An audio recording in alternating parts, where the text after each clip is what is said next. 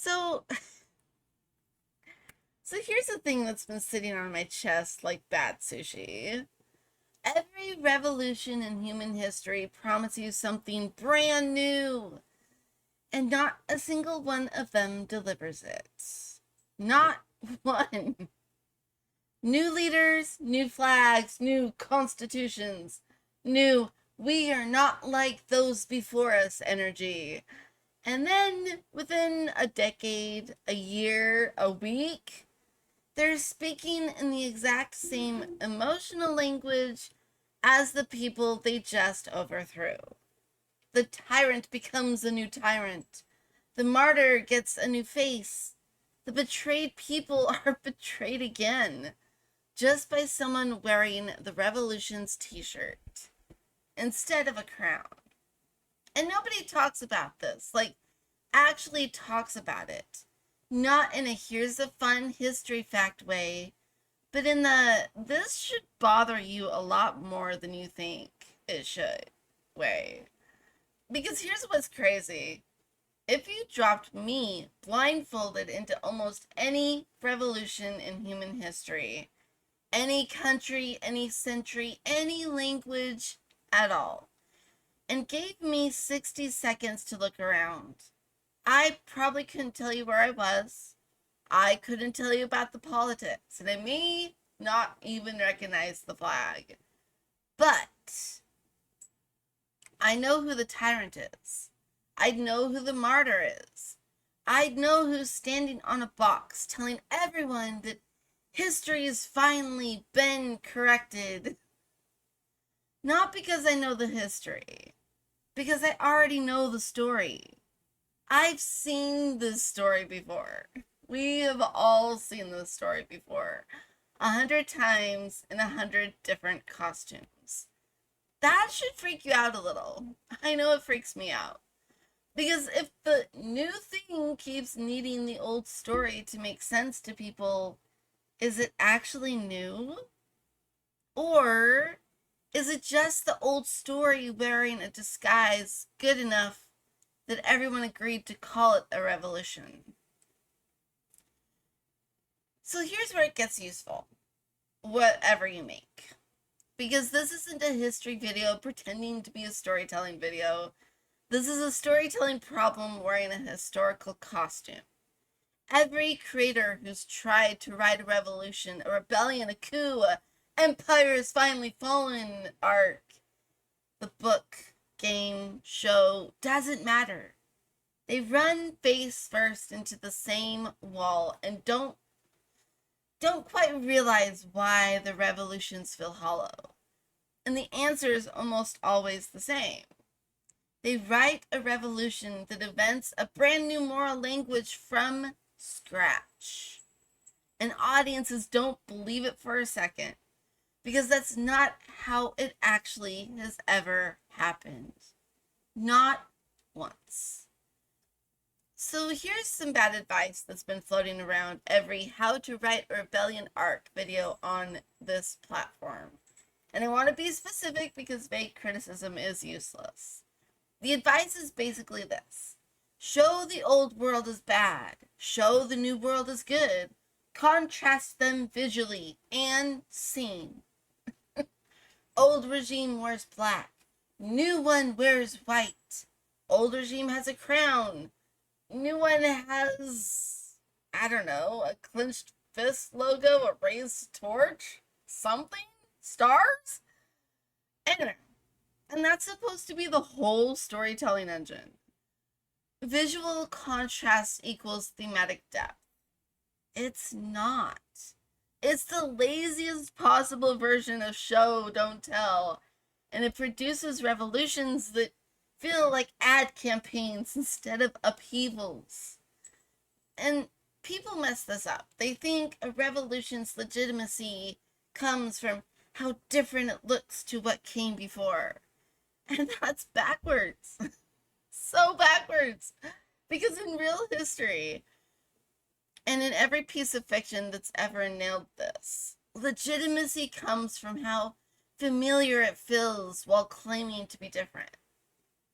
And your audience, the real audience, the fictional audience, doesn't matter. They need the emotional grammar to already make sense to them. You cannot hand someone a completely unfamiliar moral vocabulary in the middle of a crisis and expect them to organize their whole identity around it. Excuse me. People don't do that.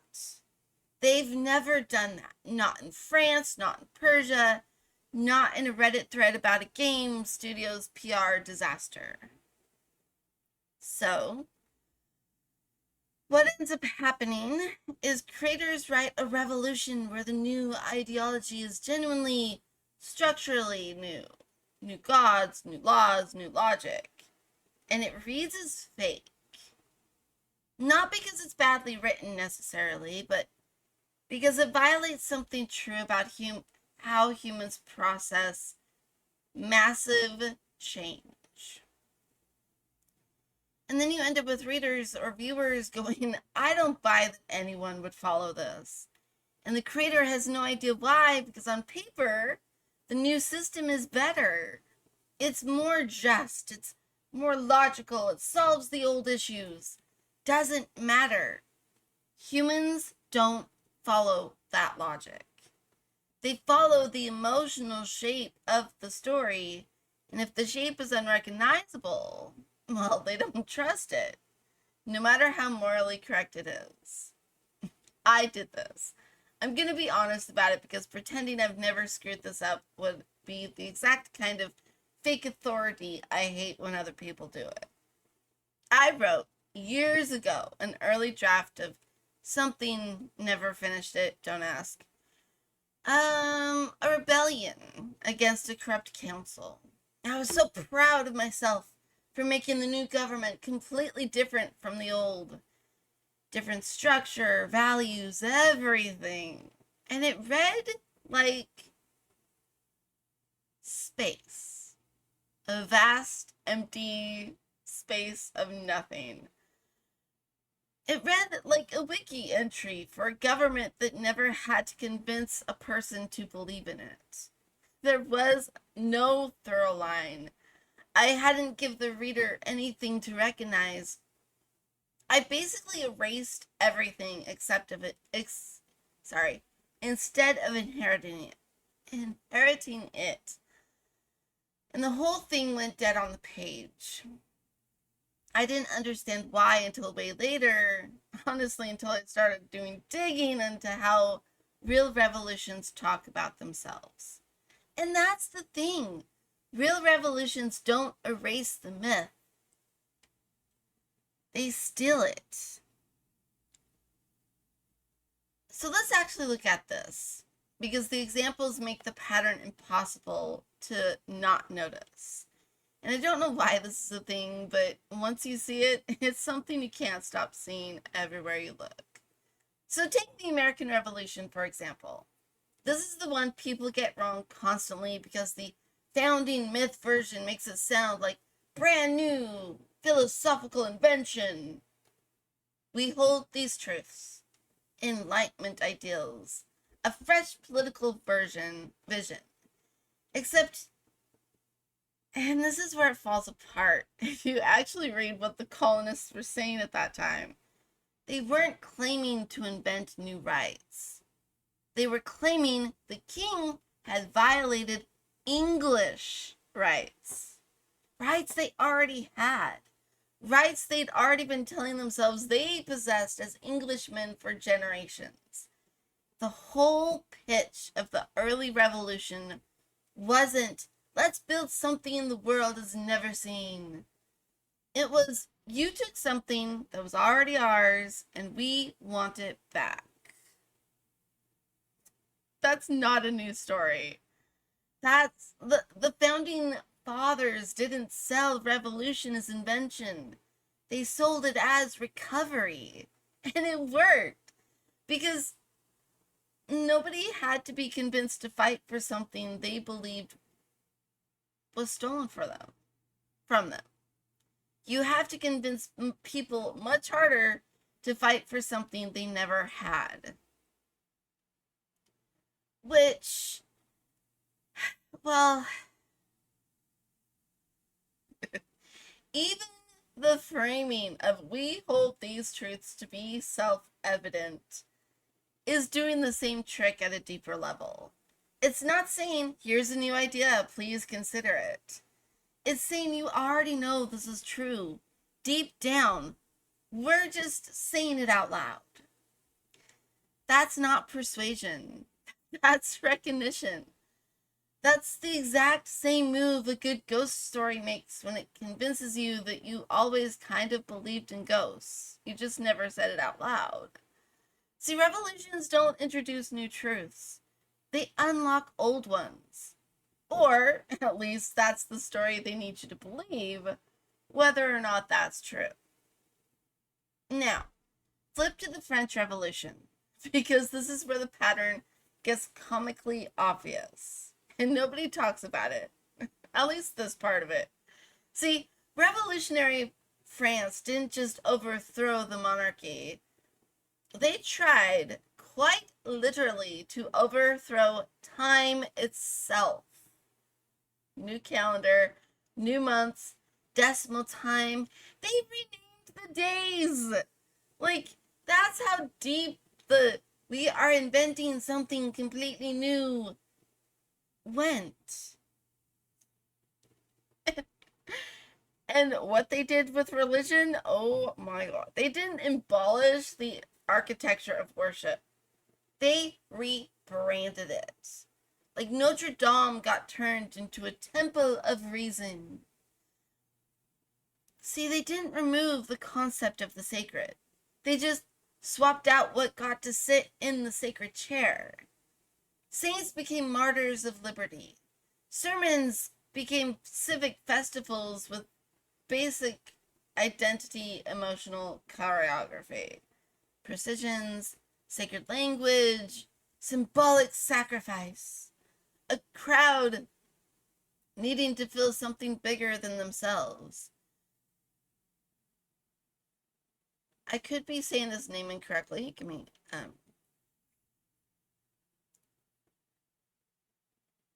anyway, Robespierre? Again, apologies if I mispronounced that. Anyway, he eventually engineered an entire state religion, the cult of the supreme being. Note the cult. That structurally looked exactly like the church they had just spent years dismantling. Same shape, different label glued on top. This is the mistake I keep seeing creators make when they write "a new order's fallen, so," or "the old order has fallen, so a new order rises" stories. They think the new order needs new rituals to prove it's legit. It's actually the opposite. The new order needs the old rituals repurposed, or it doesn't read as real to anyone inside the story or outside it. You can't skip that infrastructure. You can only repaint it.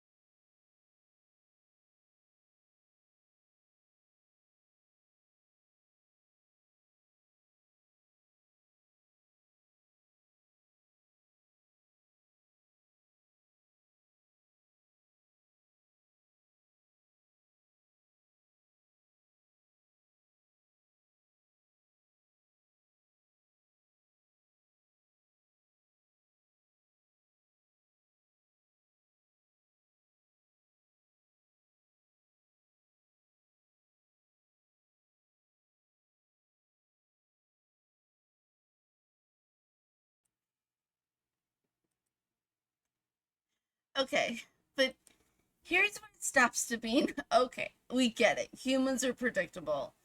and starts to get a little uncomfortable because the Iranian Revolution takes this pattern and does something with it that I think about on the regular. See, there's a story at the center of Shia Islam, the story of Karbala, the martyrdom of Hussein, betrayed and killed by a illegitimate ruler while standing for justice against an overwhelming power. It's centuries old, been mourned for every year consecutively, and it is structurally one of the oldest righteous martyr against a corrupt tyrant stories that exist. And in 1979, the revolutionary movement against the Shah didn't invent a new political vocabulary to organize a modern uprising. They reached straight into Karbala. The Shah became Yazid, the tyrant of the old story. The protesters, the ones dying in the street, became the modern Husseins. Martyrs standing up against illegitimate power. This wasn't subtle. It wasn't scholars quietly noting a thematic parallel decades later. This was the actual, deliberate, explicit organizing language of the revolution while it was happening. Ayatollah Khomeini, anyway, sorry, used mourning rituals for Hussein as literal protest infrastructure. The emotional grammar of a story over 1,000 years old became the operating system for a 20th century political uprising. And here's the part that should mess with you. Decades later, when people rose up against the Islamic Republic itself in 2009, in 2022, guess what language they reached for? The same one. Karbala again, except now the Islamic Republic became Yazid, and the protesters again in the street were the new Hussein. Same story, flipped, reused against the regime that originally used it to seize power in the first place. Sit with that. Like really sit with that. The exact story used to justify a revolution got reused one generation later to justify a revolution against that revolution. The myth didn't belong to a side. It belonged to the shape of the conflict itself. Whoever could cast them as the righteous martyr got to borrow the emotional authority of a 1,400-year-old story, regardless of which side of history they were actually on. And this is where it starts to get interesting.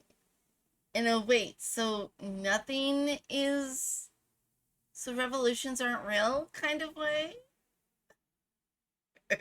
Because if the same myth can be weaponized by both the revolution and the counter-revolution against it, then the myth was never actually about truth.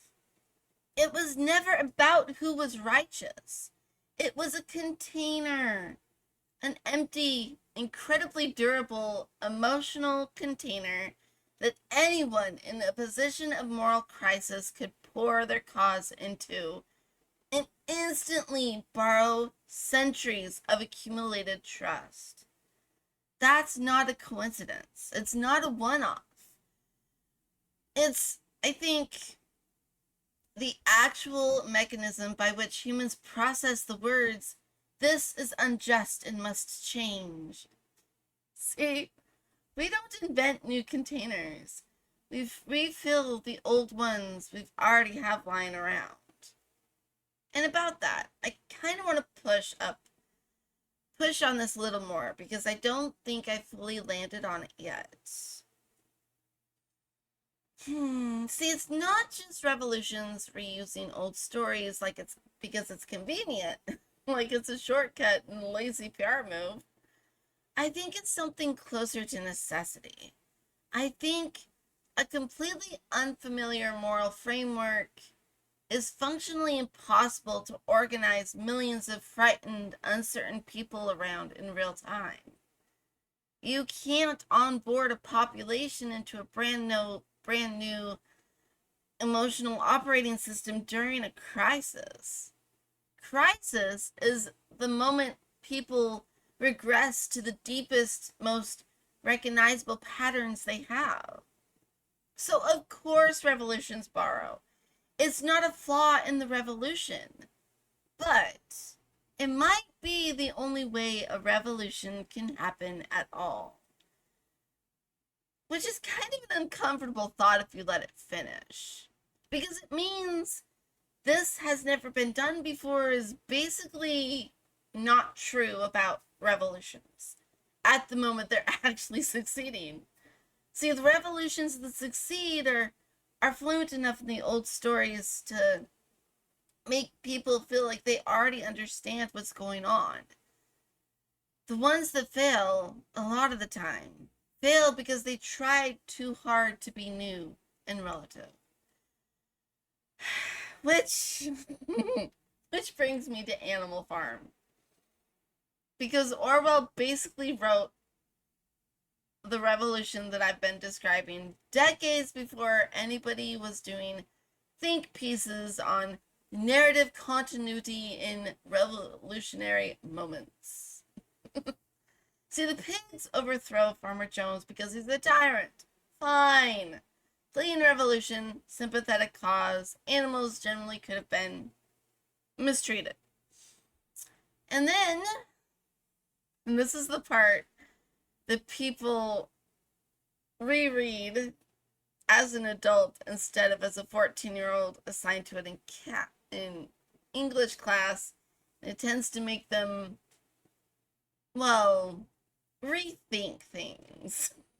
Because in the book, the pigs don't start a new farm. They don't invent one. They inherit the old farm's emotional structure. They move into the farmhouse. They start sleeping in beds. They start drinking. The rules get quietly edited out at all time until all animals are equal becomes, well, all animals are equal, but some animals are more equal than others. And nobody can quite pinpoint the moment it happened because each individual edit feels small enough to explain away.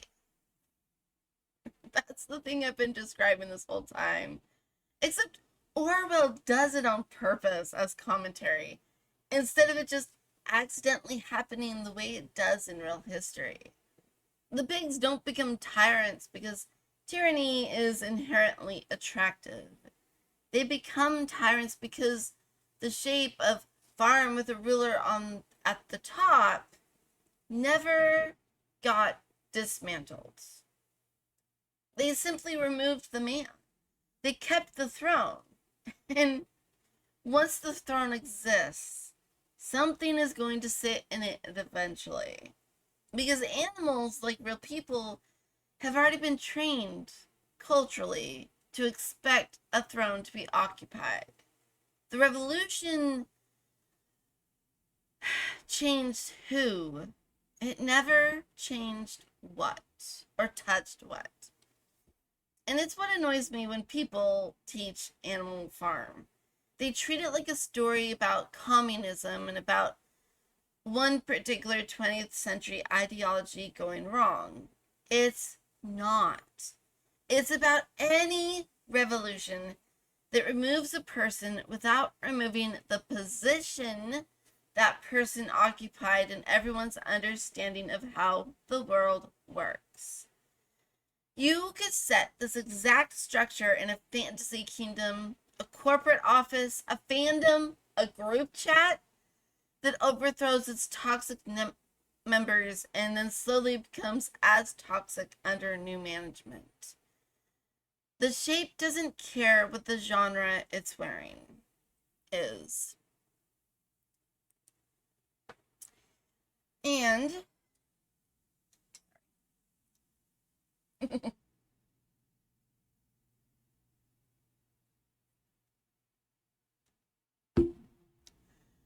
Here's a version of this that goes in the other direction. And I think this is the part that most storytelling videos completely miss, because they're so focused on how do real events inspire fiction that they never flip it around to ask, how does fiction become the myth that real revolutions borrow from? V for Vendetta, a comic, then a movie, but a masked anarchist blowing up symbols of an authoritarian government wearing a stylized Guy Fawkes mask. Itself already a 500-year-old failed revolutionary from British history, once recycled before the comic even started. And then in the 2010s, that mask became the literal, physical, worn on real faces symbol of Anonymous, of Occupy Wall Street, of protest movements across multiple continents that had nothing to do with each other, nothing to do with Britain, and nothing to do with Guy Fawkes' actually failed plot in 1605. Like, think of how many layers recycling that is. A real historical failure gets turned into folk villain turned folk hero mythology over centuries. That mythology gets turned into a piece of 1980s political fiction. That fiction design choice gets turned into a mass-produced product. And the product becomes the actual uniform of real-world uprisings that have zero direct connection with any of the layers previous, except emotionally. Like, nobody wearing that mask at a protest in 2011 was making a scholarly point about Jacobean England? Jacobean? Could be saying that wrong. Anyway, they were reaching for a symbol that already felt like defiance, because somebody, decades earlier, had successfully mythologized it into feeling that way. And here's the part that makes my brain itch. This isn't fiction imitating history anymore. This is fiction becoming history because the next revolution borrows from it. The loop closes. The stories become myths, becomes costumes, becomes genuine, real working political language in less time than it takes some franchises to get a sequel greenlit. And I don't think creators fully appreciate how much power that gives them. And also how much responsibility. If you build a strong enough symbol, a strong enough shorthand, it doesn't stay inside your story. It escapes. It gets worn by people who never read your book, never watched your movie, who needs a container for something they're feeling and yours just happens to be around. Mass-produced, recognized, and available. That should be thrilling and terrifying if you actually think about it for more than a few seconds. And this is the mistake I keep seeing people make. Thinking this pattern is some ancient, dusty, historical-only phenomenon that stopped being relevant once we got smartphones.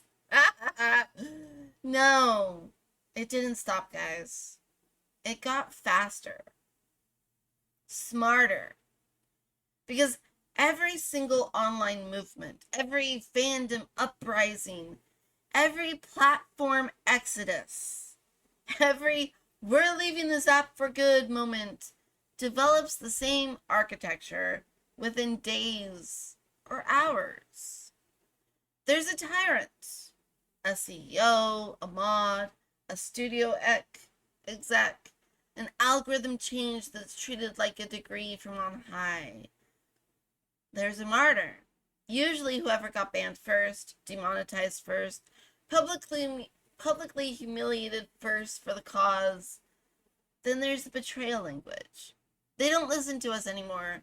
This platform used to be like us, for us, made for us. There's a promised land, the new app everybody's migrating to, which functionally is a promised kingdom with a different logo.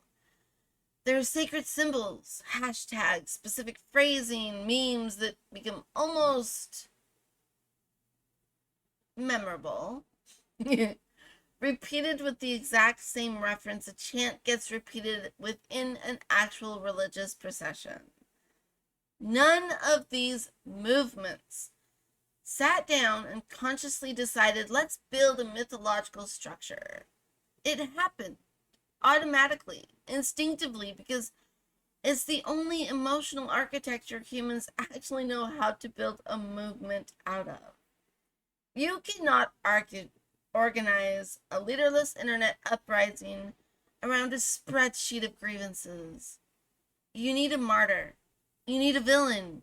You need betrayal, restoration, and a promised future, or nobody's heart rate's gonna go up enough to actually participate.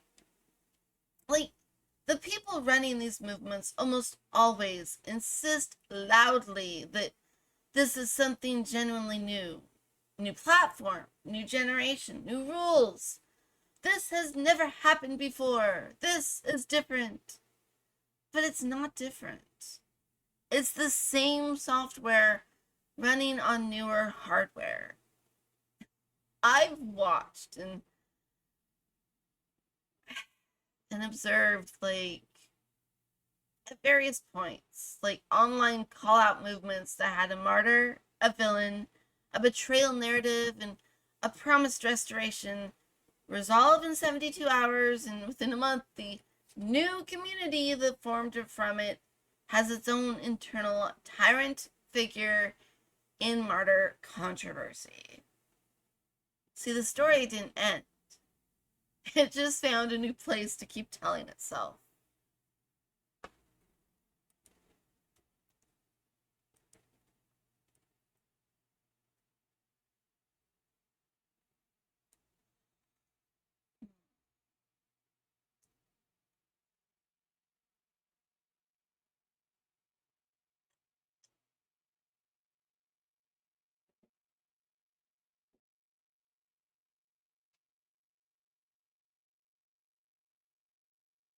Give me a second, guys.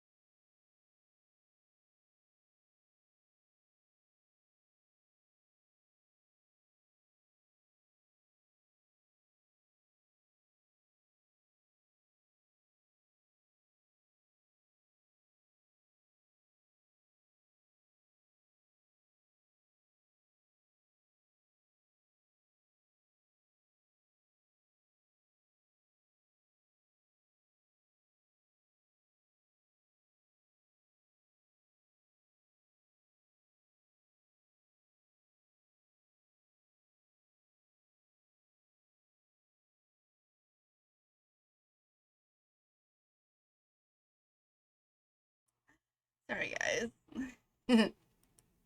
Had a little bit of kitty issues. Okay, where was I? Oh, yes.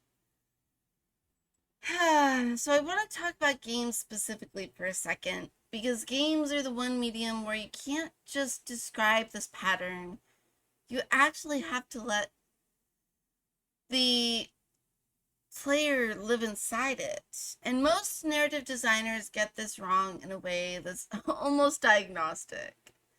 Any game that lets you topple a government and then build a new one runs directly into this problem. Mechanically, not just thematically. You overthrow the empire. Awesome! Cutscene plays, tyrant falls, credits could roll right there, and it would be emotionally satisfying. But then the game keeps going because now you have to govern. And this is where it falls apart every single time. The developers give you a menu, tax rates, resource allocation, diplomatic stance sliders, mechanically clean, thematically empty, because governing was never actually the hard part of a revolution. The hard part was always managing the myth you inherited. Deciding what to do with the old symbols, the old holy days, the old loyalty oaths, the people who still quietly believed the old king was legitimate. And no game bothers to model that. Because it's not a spreadsheet problem. It's a story problem.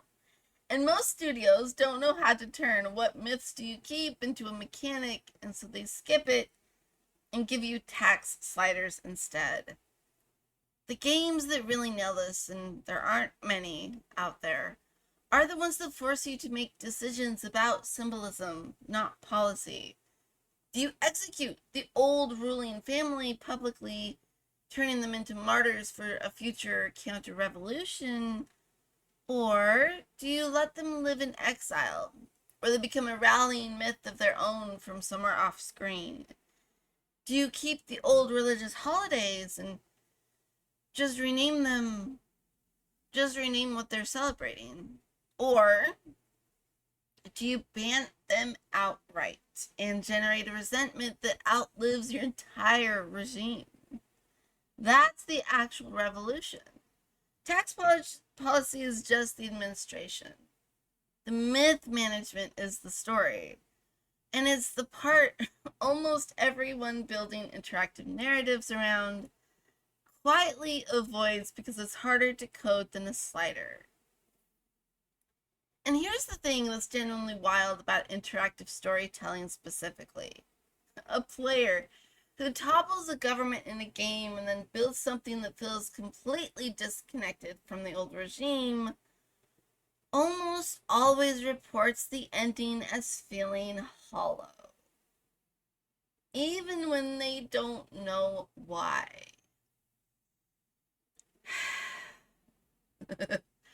Watch enough playthroughs of games with a burn it all down and build something new aesthetic ending, and you'll see the same pattern. Like, a total clean break doesn't feel like a victory to the human brain.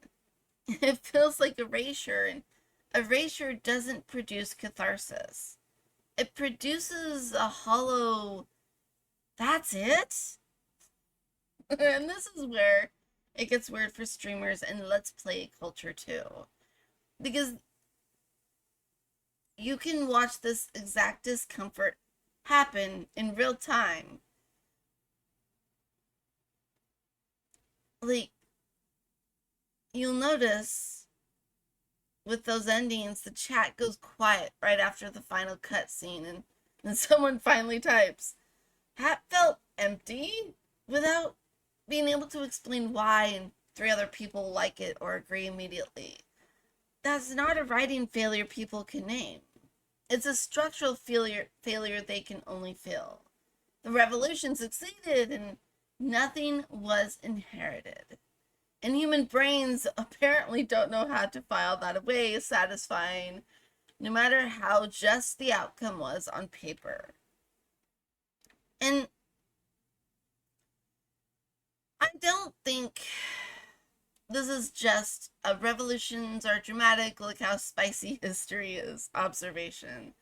I think this is describing something that happens every single time any of us try to change something we care about. And creators specifically run into this constantly without recognizing what's happening. You rebrand your channel. You've outgrown the old content. The old thumbnails embarrass you. You want a fresh start. And if you're smart about it, you don't throw away everything the audience already trusts about you. You keep the emotional core and change the packaging. Because if you change everything at once, your audience doesn't experience it as growth. They experience it as abandonment. They don't recognize you anymore. And recognition is the entire currency an audience relationship runs on. And the creators who do this well, who rebrand successfully, are doing exactly what the American colonists did. They're saying, this was who I always was. I'm just finally showing it to you. Not, forget everything you knew about me. Restoration, not invention. Every single time. You rewrite a novel from scratch because draft one didn't work. And if you're honest with yourself, you're not actually inventing a new story. You're chasing the same emotional core that made you want to write it in the first place, just with better execution. Writers convince themselves they're starting over completely, and then 3 drafts later, realize the protagonist's core wound is identical in every version, just wearing different names and with different settings. You didn't escape the myth, you just found the best costume for it. See, businesses do the same thing when they rebrand. Well, with like a new logo, sleek new font. While every piece of their marketing insists from the rooftops, we're still the same company you trust. That's not contradictory. That's the whole point. Total reinvention paired with insistence on continuity. Because pure reinvention without continuity reads as an entirely different company, and pure continuity without reinvention is stagnant. You need both simultaneously, which sounds like a contradiction until you realize it's just the French Revolution keeping the sacred architecture of the church while renaming what sits inside of it. And before I get to communities, like this shows up somewhere a lot quieter than any of that. Somewhere I don't think gets talked about in storytelling lessons from history content ever. And it's families after a loss. Like a family loses someone central, a parent, a grandparent, whoever held that specific tradition together.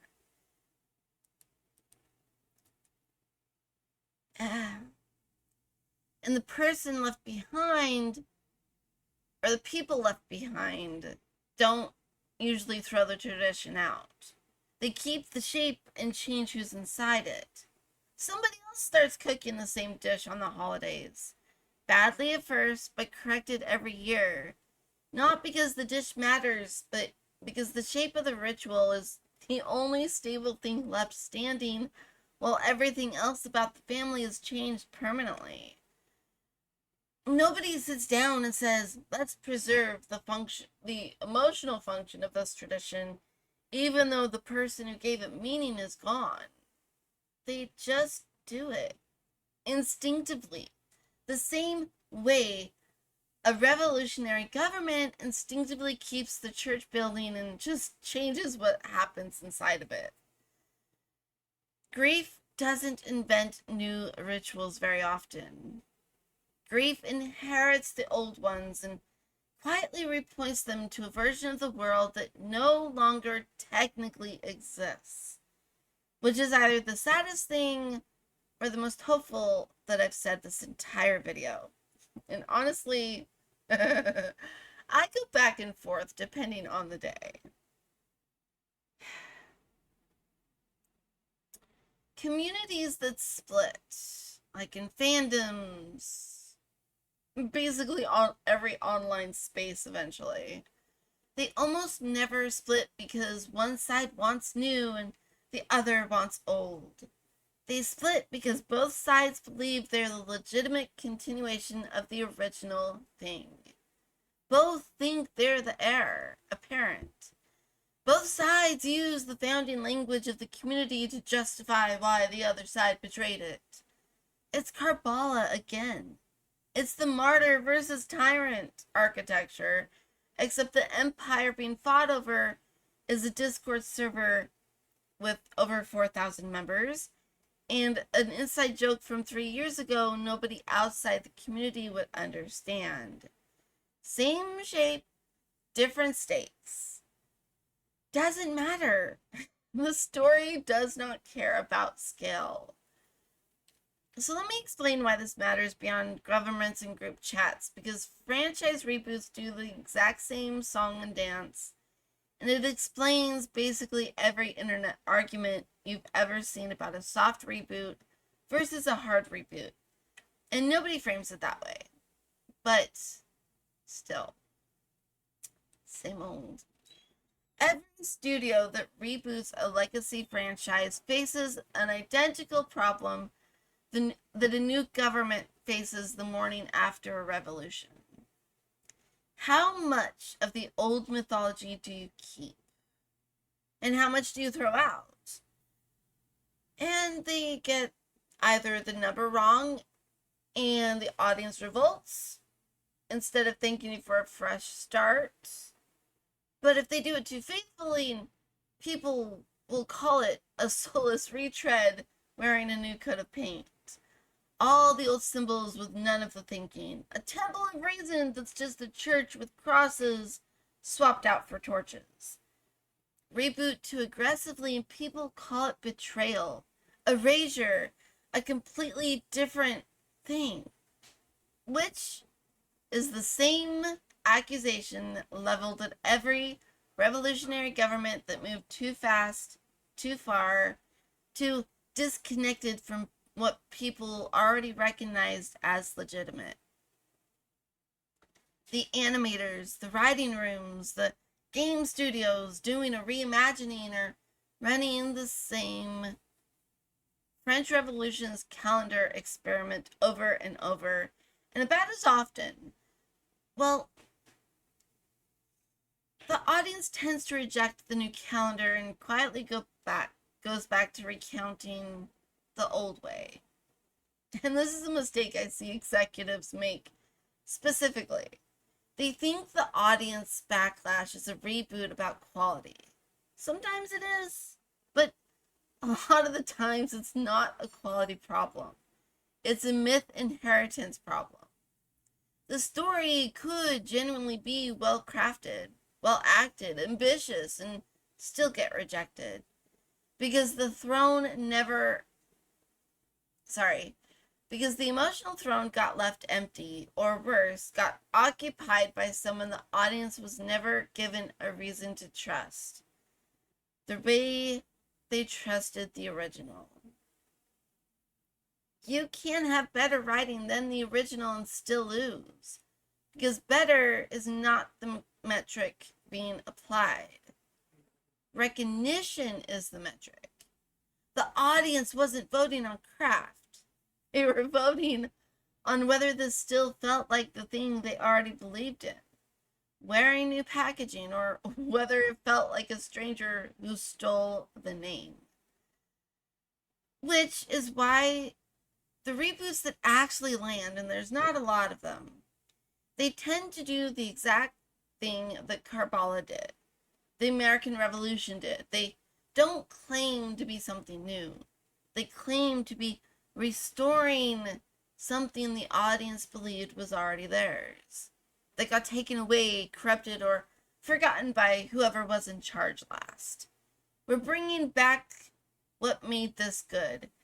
Is a vastly more effective pitch than we're doing something nobody's ever seen every single time. Because the first one borrows trust from stuff that already exists, and the second has to build that trust from nothing while the clock's running. And this is the part I don't fully understand. I didn't fully understand until I sat with it for a while. If this pattern is actively,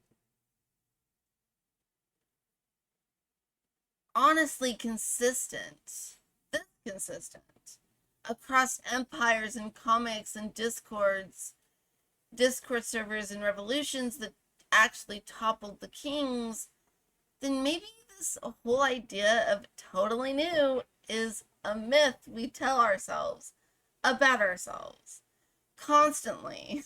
Because, well, maybe nothing anyone builds politically, creatively, or personally is ever actually new in the way we claim it at launch. Maybe it's just the old feeling, freshly aimed. I don't love that thought. Honestly, like, I don't know why this is a thing, but there's something in me that wants to believe genuine reinvention is possible. A story, a life, a movement that actually breaks from everything that came before instead of just recombining the same handful of emotional templates humans have been running since writing existed. Well, before actually. But every piece of evidence I've researched, well, I keep finding it points to the other direction. It points towards humans don't reinvent new stories or don't invent new stories. We inherit, we direct, we repaint, we reuse, and the skill isn't invention. It's knowing which old story to reach for and how to point it somewhere it's never been pointed before. Actually, no. It's not that nothing new ever happens. New things absolutely happen all the time. But what I'm saying is narrower than that. And I'm actually, is that the emotional delivery for anything new has to be old, or people reject it before they ever evaluate it if it's good or not. The content can be revolutionary. The container has to be ancient. That's the trade.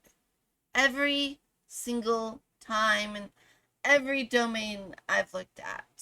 Which means every writer, filmmaker, game designer building the world hasn't seen this before is fighting an uphill battle they don't need to fight. Because the audience was never going to fall in love with that newness anyway. They fall in love with recognition wearing new clothes. The martyr you never met but somehow trust. The tyrant you've never seen but already fear. The recognition is doing 90% of the emotional labor, and creators keep skipping it in the name of originality. And then wonder why the audience never comes.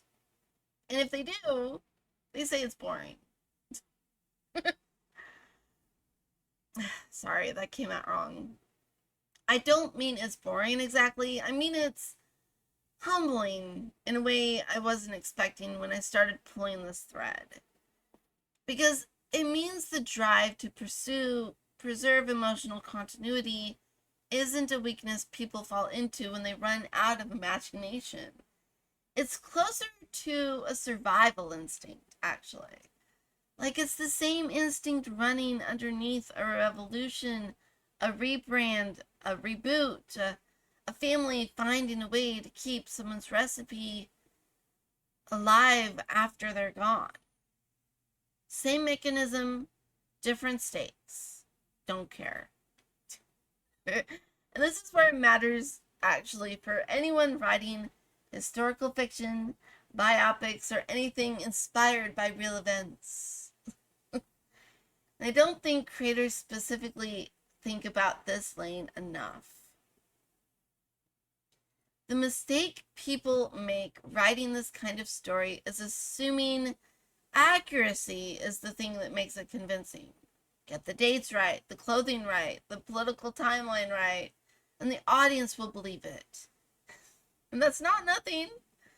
I mean, obviously get your facts correct, or else people will absolutely drag you for it in the comments or anything. But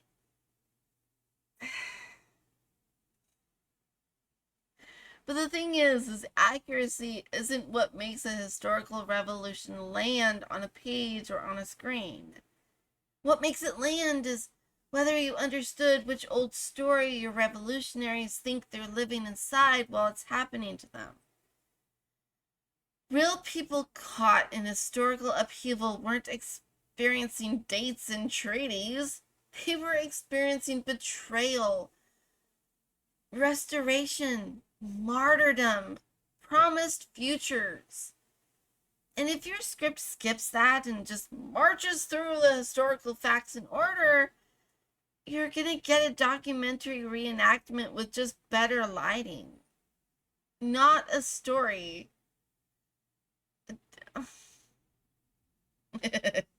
The biopics and the historical dramas that actually work, the ones that people talk about outside of the shows instead of just feeling informed, they're always the ones that identify which ancient story the real figures believed they were inside and leaned into that. Sometimes even at the expense of the grander historical precision. Not because facts don't matter, but because the emotional truth of this person claimed and believed they were reclaiming something stolen, or this person believed they were the necessary sacrifice to the goal, is closer to what really motivated people in historical movements than the treaty language ever was. People don't march into cannon fire over amendments. They march into the fire because they believe they're inside the martyr story or the restoration or the betrayal and reckoning stories. And that belief is the actual engine. And if your script doesn't understand what engine is running, all the historical accuracy in the entire universe won't make your audience feel it. And here's something that unsettles me the most, and it's not about storytelling anymore. It's about what this pattern does to people in real time, whether they're inside a revolution or a fandom or their own novel.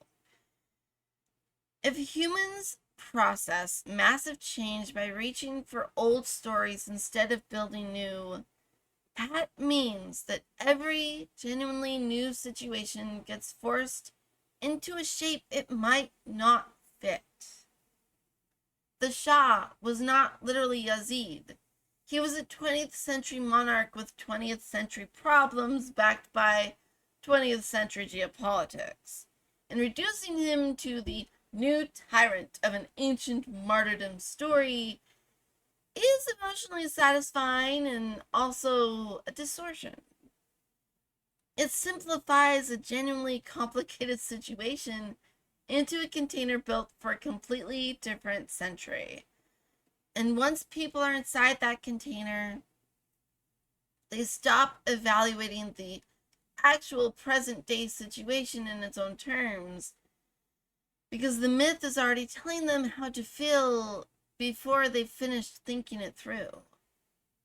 That's the unintended consequence. The same thing that makes revolutions comprehensible to millions of frightened people also makes it impossible for those people to see the actual reality of what's happening to them, because they're too busy living inside a familiar story to notice the ways the current situation doesn't actually match. The martyr becomes more myth than person. The tyrant becomes more symbol than individual, with actual specific complicated motivations. And once the revolution succeeds, the new government inherits not just the throne, but the entire mythological weight of everyone who's ever been cast as a tyrant. Because the population never stopped thinking in tyrant versus martyr. They just plugged new faces into the same slots. Which, actually, I do need to finish that thought I said earlier. So it connects to what I said earlier about why so many revolutions produce leaders who become exactly what they overthrew. It's not always because the new leader is secretly corrupt from day one. Sometimes it's because the population and the leader themselves never actually escaped the architecture of there's a throne, someone occupies it, and we watch that person for signs of betrayal. The moment anything about the new leadership resembles the old pattern, even slightly, people plug them straight back into the tyrant slot, because the slot is never empty. It's just waiting. So, in real life, this means creators writing and then everything was different endings, or writing something that never actually happens. And audiences, correctly, don't buy it. The stories that hold up are the ones honest enough to show the myth outliving the regime. The revolution succeeds and the throne stays as hungry as it always is. That's not cynicism. That's paying attention to how change has always actually worked. Everywhere. Every time humans have tried it. And honestly, the more uncomfortable question underneath all of this, the one I don't think I have an answer for, is whether that's a flaw in how humans process change, or whether it's the only thing that's ever going to work. Because a species that required a completely new emotional vocabulary every time something changed never survived its history long enough to write any of it down. I don't know. I could be wrong. I've been sitting with the idea for a bit now and keeps rearranging itself slightly every time I think about it. Which I guess is sort of proving the point. Anyway. So yeah, that's the thing. If this made you think, like the video, subscribe if you want more stuff like this. This is WriteSparky, and I will see you in the next one.